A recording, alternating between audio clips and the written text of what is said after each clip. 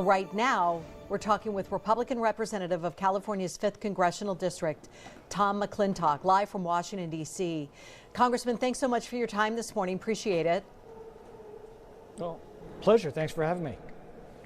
So in 60 days from today, President-elect Donald Trump will take office for his second term as President of the United States.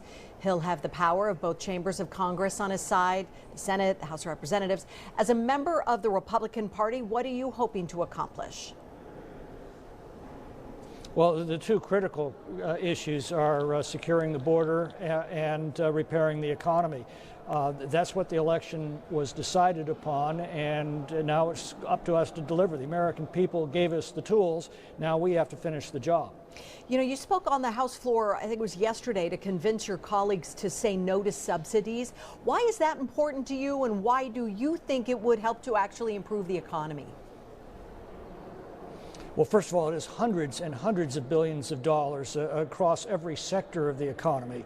It increases the overall price of whatever is being subsidized, in addition to that taxpayer cost, and it diverts resources from their highest and best economic use to their highest and best political use. So you're doing damage to the economy, you're making it perform under a standard, and you're not saving anybody money. It actually increases the price, because any seller is going to increase his prices in order to take advantage of the subsidy. So those who get the subsidy are somewhat better off, but everybody else is far worse off. So it seems to me that's a pretty good place to start the hunt. Thank you for that perspective. You know, right now you're the chairman of the Judiciary Subcommittee on Immigration, Integrity, Security, and Enforcement. The subcommittee held a hearing yesterday about oversight of the Department of Health and Human Services Office of Refugee Resettlement.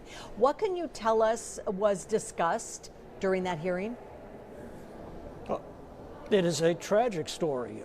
This administration has allowed a population the size of Arizona, our 14th most populous state, into the country, and that includes 500,000 unaccompanied alien children, people under the age of 18.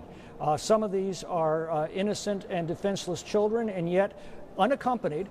They are parceled out to sponsors for which very little vetting is done.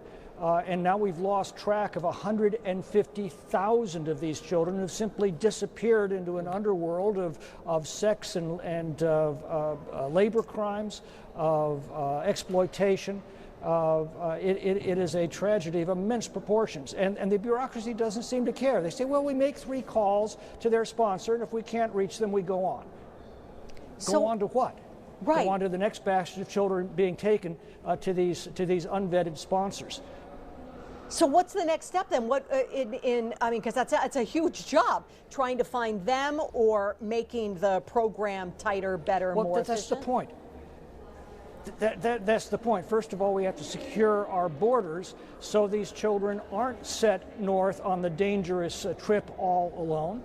And then if a orphan shows up at your doorstep, any decent person is going to look for that for that child's home and see that they're taken safely home.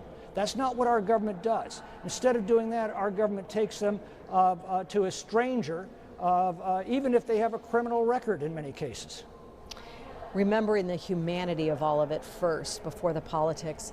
Thank you very much, Congressman Tom McClintock. Really appreciate your time this morning. My pleasure. Thanks for having me.